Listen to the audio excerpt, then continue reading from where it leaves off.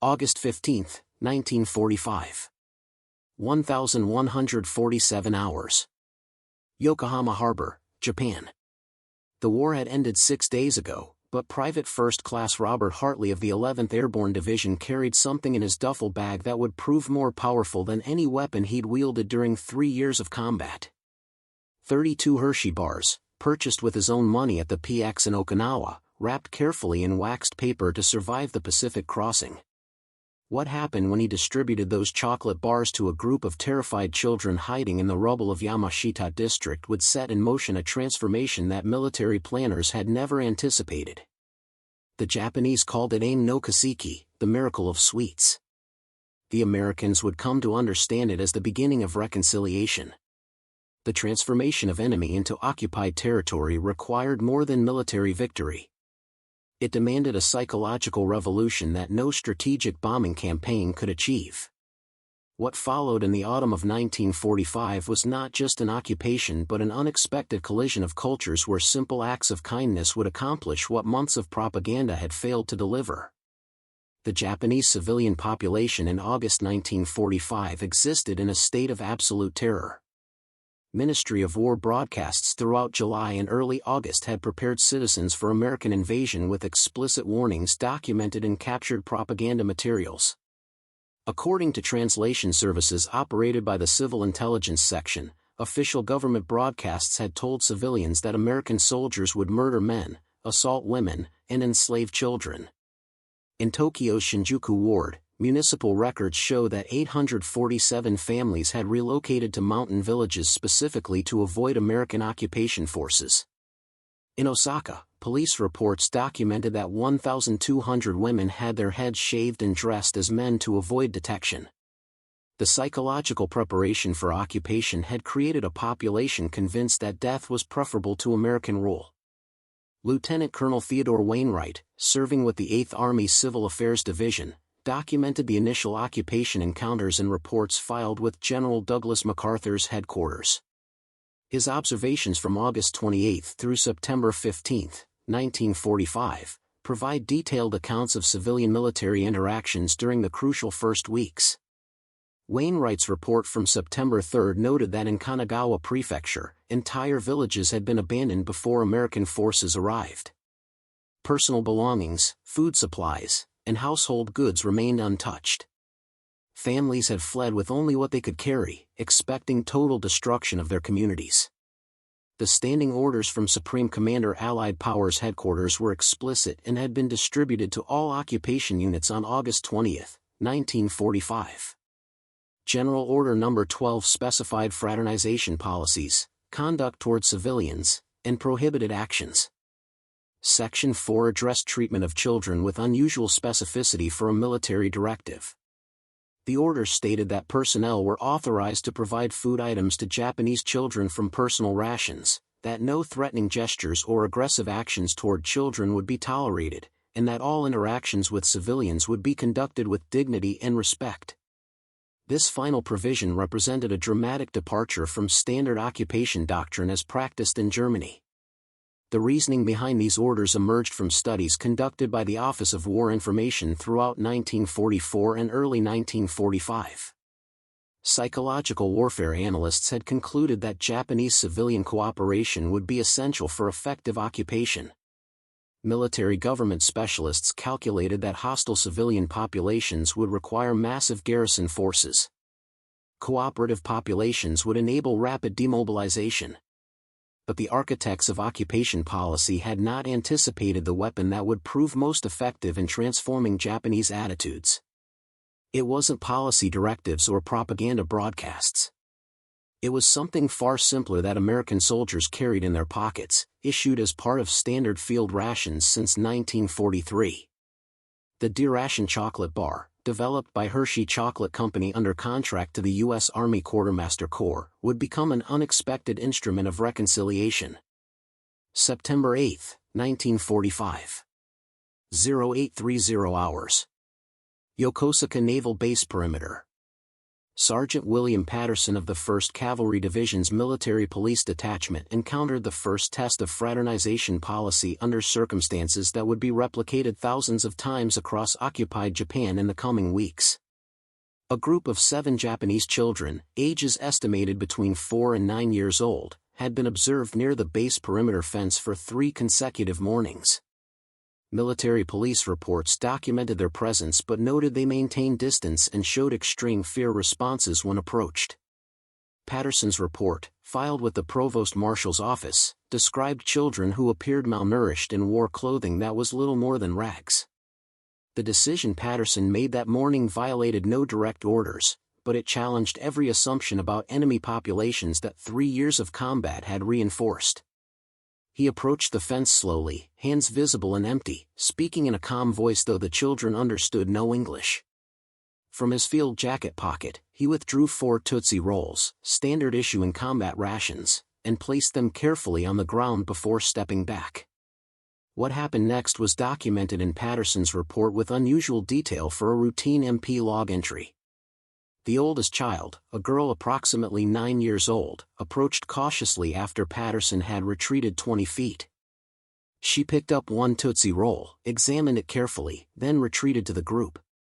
The children conferred in whispered Japanese before the girl unwrapped the candy and took a small bite. Patterson reported that the girl's expression transformed from suspicion to wonder in seconds. She immediately shared pieces with the younger children. Within minutes, the entire group had consumed the candy. They did not approach closer, but they did not flee. The following morning, there were 12 children at the fence. This pattern replicated across every American installation in occupied Japan during September 1945. At Atsugi Airfield, Army Air Force personnel reported similar encounters. At Camp Drake in Saitama, infantry units documented identical scenarios. The Civil Affairs Division began compiling reports that revealed an unexpected phenomenon. Captain Donald Fitzgerald, serving with the 27th Infantry Division's Civil Affairs Section, submitted a detailed analysis on September 22, 1945, that attempted to quantify what was occurring. Based on interviews with military police units, quartermaster supply personnel, and line infantry companies, Fitzgerald estimated that American soldiers were distributing between 50,000 and 75,000 pieces of candy daily to Japanese children across the Tokyo-Yokohama area alone. This distribution was entirely unofficial, coming from personal rations rather than organized relief efforts. Soldiers were spending their own money at post exchanges to purchase additional candy specifically for distribution to Japanese children. The Quartermaster Corps reported that candy sales at military exchanges had increased 340% above projected consumption levels during the first month of occupation. The Japanese response evolved rapidly according to Civil Intelligence Section monitoring of civilian attitudes. Reports from Japanese police officials cooperating with occupation authorities indicated that civilian fear was decreasing faster than psychological warfare specialists had predicted possible. The reason cited most frequently in translated civilian interviews was unexpected kindness from American soldiers, particularly toward children. September 15, 1945. 1,430 hours. Sugamo District, Tokyo. Private First Class James Donnelly of the 11th Airborne Division's 188th Parachute Infantry Regiment made a discovery that would fundamentally alter his understanding of the occupation mission. While on patrol through residential areas designated for damage assessment, his squad encountered something unexpected in the mathematics of human misery. 32 children had gathered in what remained of a neighborhood school courtyard. The building itself had been reduced to rubble by incendiary bombing raids in March 1945, but the concrete courtyard remained intact. The children had organized themselves with remarkable discipline, sitting in orderly rows despite having no adult supervision visible. Donnelly's patrol report, filed with battalion headquarters that evening, described children ranging from approximately age 5 to 13. They wore clothing that showed obvious signs of careful maintenance despite severe damage and wear. Several had no shoes. All showed signs of malnutrition according to medical personnel who later reviewed the report. The squad interpreter, Sergeant Roy Yamamoto, a Nisei soldier from California's 442nd Regimental Combat Team temporarily assigned to occupation duty, approached the children and conducted conversations that revealed the situation's complexity. These were war orphans, their parents killed in the firebombing campaigns or died from subsequent starvation and disease. They had organized themselves into a mutual survival group, sharing whatever food they could scavenge. The oldest boy, who Yamamoto estimated at 13 years old, served as the group's leader. He explained through Yamamoto that they gathered each day in the school courtyard because it felt normal, like the world before the war. They had no food that day. They had eaten nothing the previous day. They expected American soldiers might kill them but had nowhere else to go. Donnelly made a decision that had no basis in military regulations or occupation policy. He ordered his entire squad to empty their field ration supplies. Every K ration, every D ration chocolate bar, every piece of hard candy, chewing gum, and cookie from personal stores was pooled and distributed to the children. The battalion report documented what happened with clinical precision. Total rations distributed: 48 K ration units, 32 D ration chocolate bars, approximately 200 pieces of hard candy and chewing gum. The children accepted the food with formal bows and expressions of thanks in Japanese. Not one piece was consumed immediately. Instead, the 13-year-old leader divided everything into precisely equal portions for distribution. Yamamoto reported that the children's leader stated they would make the food last 4 days if they were careful. He asked if the Americans would return. Donnelly promised they would. The following day, Donnelly's squad returned with additional rations purchased from their own pay at the military exchange. They continued daily visits for the next 3 weeks until civilian relief organizations could assume responsibility. This pattern replicated across Tokyo according to Civil Affairs Division compilation reports. By late September 1945, unofficial soldier-initiated feeding programs were operating at 147 documented locations across the Tokyo metropolitan area.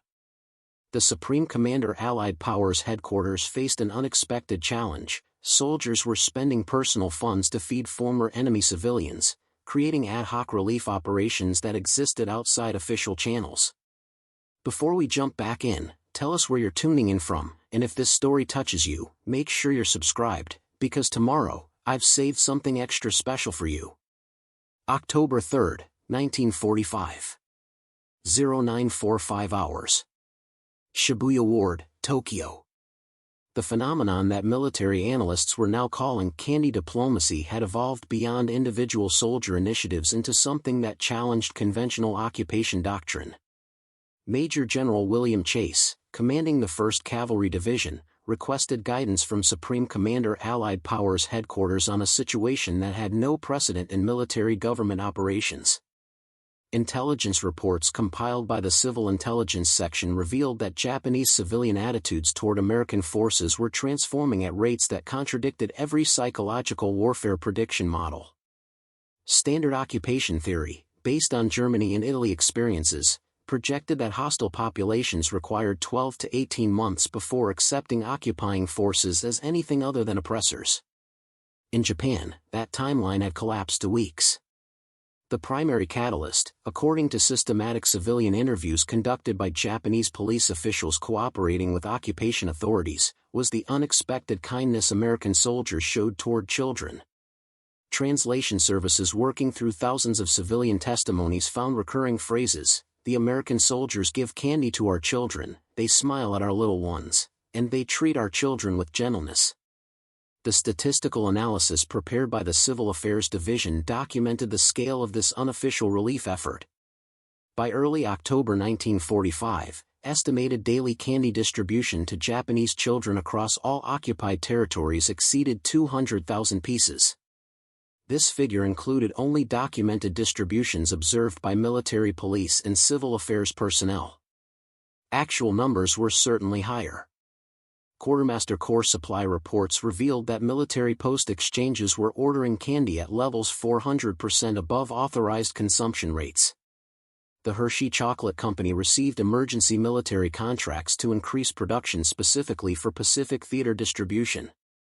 The Wrigley Company reported similar requests for chewing gum supplies.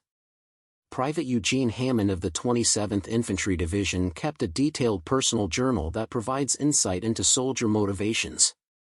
His entry from October 7, 1945 explained his reasoning with remarkable clarity. "We spent 3 years learning to hate the Japanese. We were told they were subhuman monsters who deserved extermination. Then we got here and found hungry kids who look at us like we're going to kill them. Every chocolate bar I give out feels like I'm proving the propaganda wrong. These are just people. The kids are just kids." This sentiment appeared repeatedly in letters home that passed through military censorship review. The Morale Services Division, which monitored soldier correspondence for security violations and attitude assessment, reported an unexpected pattern. Letters describing interactions with Japanese children appeared in approximately 43% of all surveyed correspondence from occupation forces during September and October 1945. The Japanese government's response was carefully documented in captured cabinet meeting minutes translated by Allied intelligence services.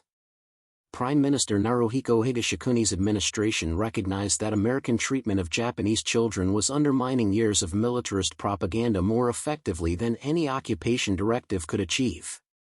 Interior Ministry reports from October 1945 noted that civilian resistance to occupation had essentially collapsed in areas where American soldiers regularly interacted with children. In contrast, areas with minimal soldier-civilian contact maintained higher levels of fear and hostility. The correlation was unmistakable. General Douglas MacArthur's headquarters issued revised guidance on October 12, 1945. General Order No. 27 officially recognized and endorsed soldier-initiated charitable activities toward Japanese civilians, particularly children. The order authorized use of post-exchange facilities to purchase items for distribution and permitted organized unit-level relief efforts within specified guidelines. October 18, 1945. 1,315 hours. Ueno District, Tokyo. Corporal Daniel Kowalski of the 11th Airborne Division's service company encountered a situation that would test the boundaries of official policy and personal conscience. While conducting routine supply transport through residential areas, his convoy stopped at an improvised civilian marketplace that had emerged in the ruins of what had been a commercial district. Approximately 200 Japanese civilians had gathered to trade whatever possessions remained for food. Kowalski's transport manifest indicated his trucks carried supplies destined for military warehouses, including 40 cases of deration chocolate bars and 30 cases of hard candy intended for troop consumption. The scene that confronted Kowalski was documented in his incident report filed with the provost marshal that evening. Elderly Japanese civilians were trading family heirlooms, kimonos, and precious photographs for handfuls of rice. Children watched with hollow eyes as parents negotiated for food that would last perhaps 2 days. The desperation was systematic and overwhelming. Kowalski made a decision that violated direct orders regarding military supply security. He ordered his convoy to halt and began distributing chocolate bars and candy directly to children in the marketplace. His report stated that he distributed approximately 960 deration chocolate bars and 720 pieces of hard candy before resuming transport duties. The response was documented by Lieutenant Harrison Webb, who arrived at the scene 30 minutes later investigating reports of unauthorized supply distribution. Webb's report to the Inspector General's office described a crowd of Japanese civilians bowing repeatedly toward the departing convoy, with children clutching chocolate bars and crying. Several elderly civilians approached Webb's jeep to express gratitude in broken English. Webb faced a choice that encapsulated the central tension in occupation policy. Kowalski had clearly violated regulations regarding military property. The distributed supplies were valued at approximately $240, a significant amount in 1945 military accounting. Protocol demanded disciplinary action. But Webb had witnessed the civilian response and understood the strategic implications. Webb's report recommended no disciplinary action, stating that Kowalski's actions had generated more goodwill toward occupation forces than months of official propaganda could achieve. He noted that Japanese civilians at the marketplace were openly discussing American generosity and questioning their government's wartime characterization of Americans as brutal invaders. The incident reached MacArthur's headquarters through routine Inspector General reporting channels. The response, drafted by Brigadier General Courtney Whitney, chief of the government section, established a precedent that would influence occupation policy for years. Whitney's memorandum, dated October 25, 1945, stated that while unauthorized distribution of military supplies could not be officially condoned, commanders were authorized to exercise discretion in cases where soldier actions clearly advanced occupation objectives. Kowalski received no punishment. Instead, his initiative was cited as an example of effective soldier-level diplomacy. The Ueno Marketplace incident was replicated across occupied Japan throughout late October and November 1945. The Civil Affairs Division documented 47 similar cases where soldiers distributed rations to civilian populations without authorization. In 43 cases, commanders declined to pursue disciplinary action, citing positive impact on civilian cooperation. This pattern revealed that occupation policy was being written not in MacArthur's headquarters but on Japanese streets where soldiers made split-second decisions about how to treat former enemies who looked like victims rather than threats. November 5, 1945. 1,620 hours. Kawasaki Industrial District. First Lieutenant Albert Zimmerman, serving as Civil Affairs Officer for the 6th Infantry Division's 20th Regiment, submitted a report that would fundamentally reshape understanding of occupation dynamics. His analysis, based on 8 weeks of systematic observation and civilian interviews, documented what he termed the chocolate phenomenon with scientific precision. Zimmerman had been a sociology professor at the University of Wisconsin before military service. He approached occupation analysis with academic rigor, conducting structured interviews with 234 Japanese civilians across multiple demographic categories. His findings challenged every assumption about occupied populations that military government training had established. The central discovery: Japanese civilians who had received candy or witnessed American soldiers giving candy to children showed measurably different attitudes toward occupation forces compared to those who had not. Zimmerman quantified the difference using a cooperation index he developed, measuring willingness to provide information, compliance with occupation directives, and expressed attitudes toward American personnel. Civilians with direct candy-related contact scored 8.7 on a 10-point cooperation scale.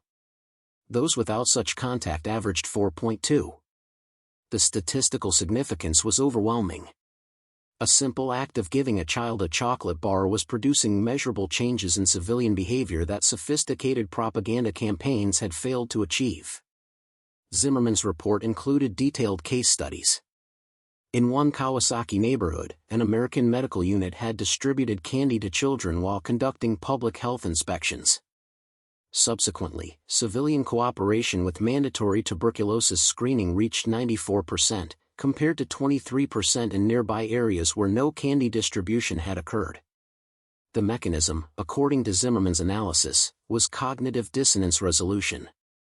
Japanese civilians had been conditioned by years of militarist propaganda to expect Americans to behave as brutal conquerors. The reality of soldiers giving candy to children created psychological dissonance that could only be resolved by rejecting the propaganda narrative entirely. The report documented conversations with Japanese civilians that revealed this transformation. A 47-year-old woman from Kawasaki, identified only as Mrs. Tanaka in the report, explained through an interpreter, "They told us the Americans would murder our children. Instead, they give them sweets and smile. Everything the government told us was a lie. If they lied about the Americans, what else was a lie?" This realization was spreading through Japanese society with remarkable speed. The Home Ministry's own internal reports, captured by Allied intelligence services, documented the propaganda collapse with alarm. A November 3 report from the Interior Ministry noted that civilian faith in government information had suffered catastrophic deterioration directly attributable to the contrast between predicted American behavior and observed American behavior. Zimmerman's report concluded with a recommendation that would influence occupation policy significantly. He proposed that organized candy distribution programs be formally established as civil affairs operations, with dedicated supply chains and trained personnel. The cost would be minimal compared to military government operations.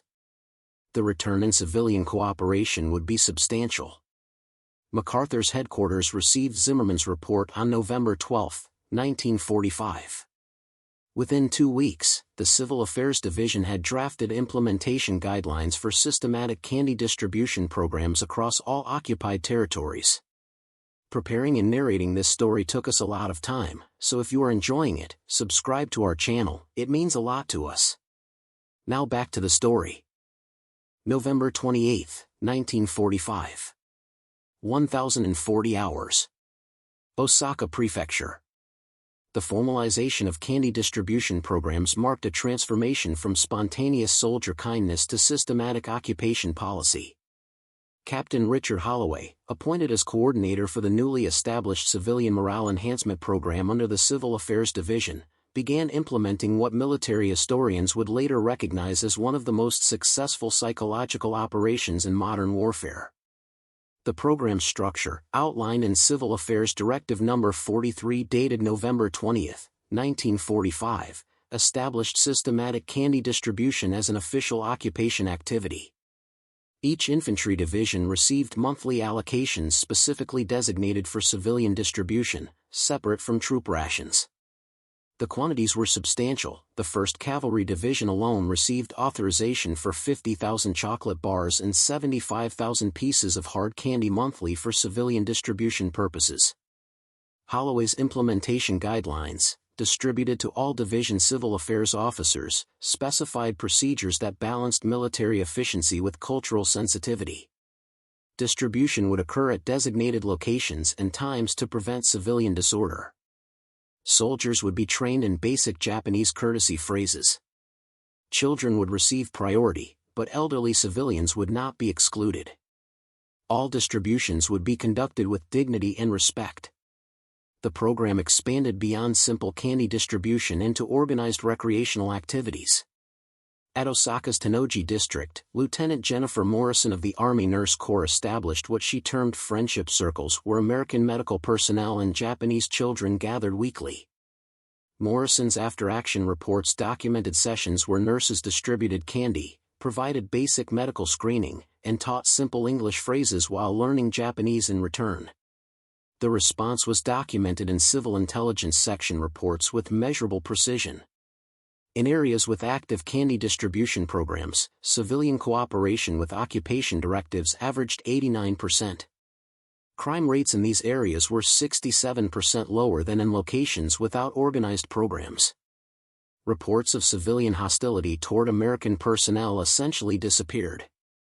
Japanese educators began approaching American civil affairs officers with requests that revealed the program's expanding influence. School principals in Osaka, Kyoto, and Kobe requested permission to invite American soldiers to visit classrooms. The requests, carefully documented in Civil Affairs Division files, explained that children wanted to meet the kind soldiers who share their sweets.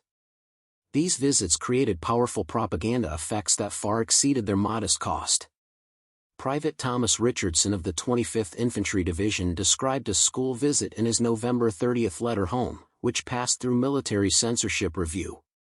He wrote of Japanese children who had been taught to fear Americans, now laughing and playing games while sharing chocolate bars.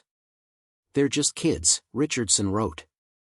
"They want the same things kids everywhere want. They want to feel safe and have enough to eat and play games. The war makes no sense when you see their faces." The Japanese press, operating under occupation censorship but with surprising editorial freedom, began publishing stories about American soldier kindness. The Asahi Shimbun, Japan's largest newspaper, ran a series of articles in late November 1945 documenting candy distributions across Tokyo. The headline from November 27 read, "American soldiers bring sweetness to bitter days."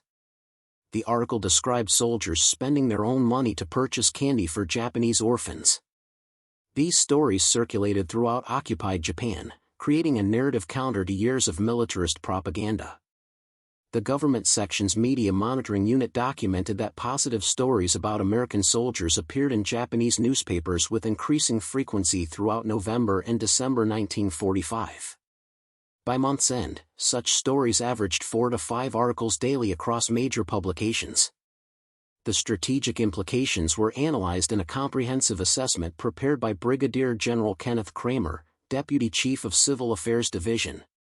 His report, submitted to MacArthur's headquarters on December 3, 1945, stated that candy distribution programs had achieved civilian cooperation levels that conventional military government operations typically required 12 to 18 months to accomplish. The cost was negligible. The return was transformative. December 15, 1945. 1,520 hours. Tokyo Imperial Palace Outer Gardens. The culmination of the candy diplomacy phenomenon occurred during an event that would have been unthinkable 4 months earlier. General Douglas MacArthur authorized a Christmas celebration for Japanese orphans to be held at Hibiya Park, adjacent to the Imperial Palace grounds. The symbolism was deliberate and profound. The event planning, coordinated by Major Caroline Bradford of the Civil Affairs Division, involved unprecedented cooperation between American occupation forces and Japanese civilian authorities. Bradford's planning documents, preserved in National Archives records, show meticulous attention to cultural sensitivity while maintaining the event's core purpose, demonstrating American goodwill toward Japanese children. American units across the Tokyo area contributed resources. The 1st Cavalry Division provided transportation. The 11th Airborne Division supplied tents and equipment.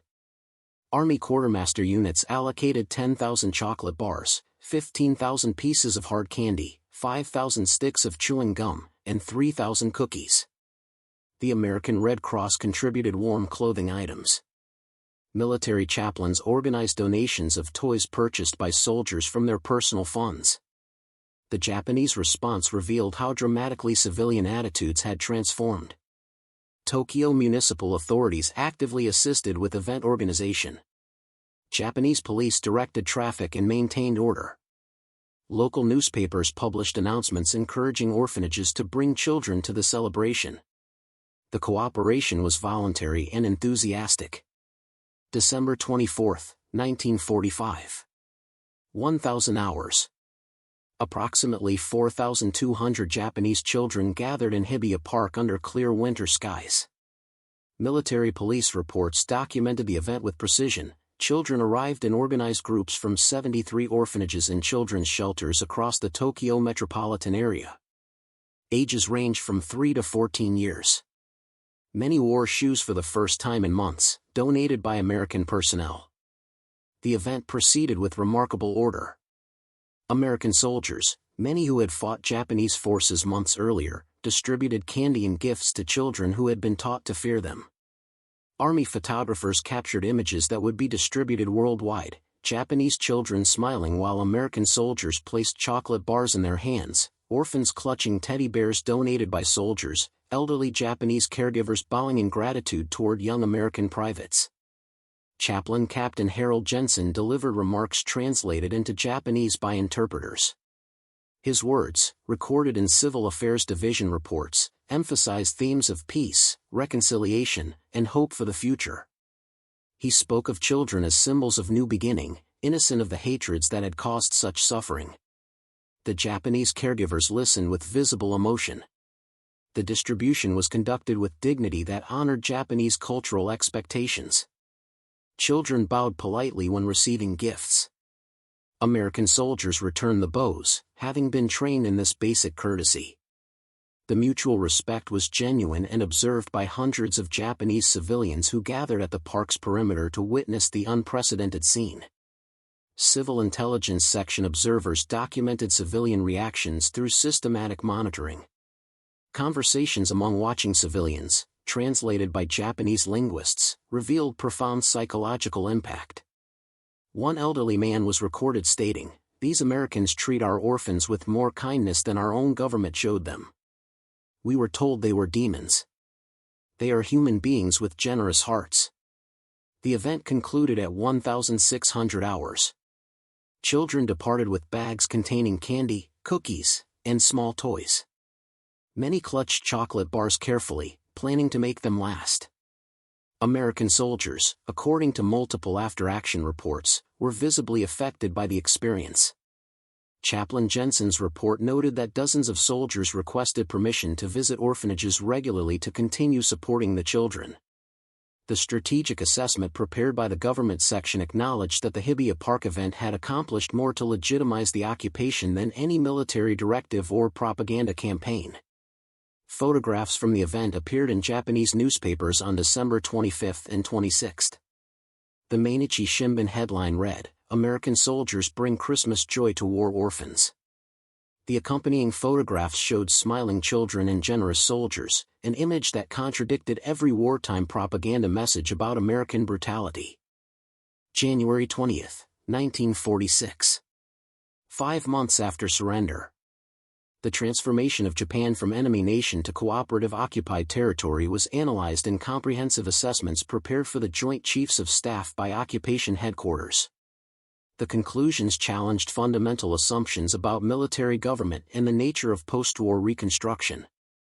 The Civil Affairs Division's final report on candy distribution programs, submitted January 15, 1946, documented results that exceeded every projection. Total candy and confectionery items distributed to Japanese civilians between September 1945 and January 1946, approximately 12.5 million pieces. Estimated cost to U.S. government and individual soldiers, $287,000. Return on investment in terms of civilian cooperation and reduced occupation resistance, incalculable. The statistical analysis was compelling. Areas with active candy distribution programs showed civilian cooperation rates averaging 91%, compared to 54% in areas without such programs. Crime rates in program areas were 73% lower. Incidents of civilian hostility toward American personnel were 89% lower. The correlation between simple acts of kindness and measurable cooperation was undeniable. But the true impact extended beyond statistics into human transformation documented in thousands of personal accounts. Private Robert Hartley, who had carried those first 32 Hershey bars into Yokohama in August, wrote in his final letter before rotation home, "I came to Japan expecting to hate these people forever. I'm leaving having learned that kindness is more powerful than any weapon. The children taught me that. When you give a kid a chocolate bar and see his face light up, you remember that we're all human. War makes us forget that. Peace lets us remember." Japanese perspectives, collected through systematic civil intelligence section interviews, revealed parallel transformation. Mrs. Fumiko Yamamoto, interviewed in December 1945, stated through interpreters, "I lost my husband and 2 sons in the war. I believed I would hate Americans until my death. Then American soldiers gave candy to my grandson and treated him with gentleness. My hatred could not survive their kindness. They showed me that individual human beings can be good even when nations are at war." The phenomenon influenced planning for post-war reconstruction globally. The candy distribution model was studied by occupation planners preparing for potential conflicts in other regions.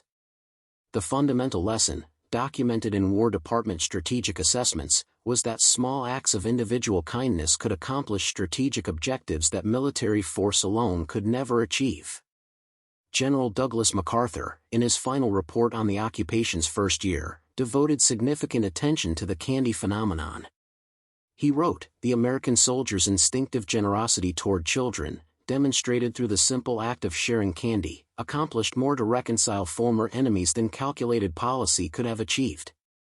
It demonstrated that in the human heart, kindness overcomes hatred, that individual compassion can bridge the deepest national divides." The legacy extended through generations. Japanese who received candy as children in 1945 and 1946 became leaders of post-war Japan's dramatic recovery. Many credited their positive attitudes toward America to those early encounters with soldiers who shared chocolate bars. The alliance between the United States and Japan, one of the strongest international partnerships of the late 20th century, had roots in simple acts of kindness during those first months of occupation. Today, in museums across Japan, exhibits documenting the occupation period often feature photographs of American soldiers distributing candy to Japanese children. These images represent a truth that transcends military history, that in humanity's darkest moments, individual acts of compassion can light paths toward reconciliation that seemed impossible.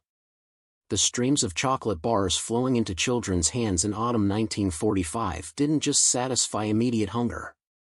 They demonstrated that even after total war, even between the most bitter enemies, the human capacity for kindness could overcome the deepest hatreds. They proved that the best weapon for building peace is not the sword, but the open hand offering sweetness to a child.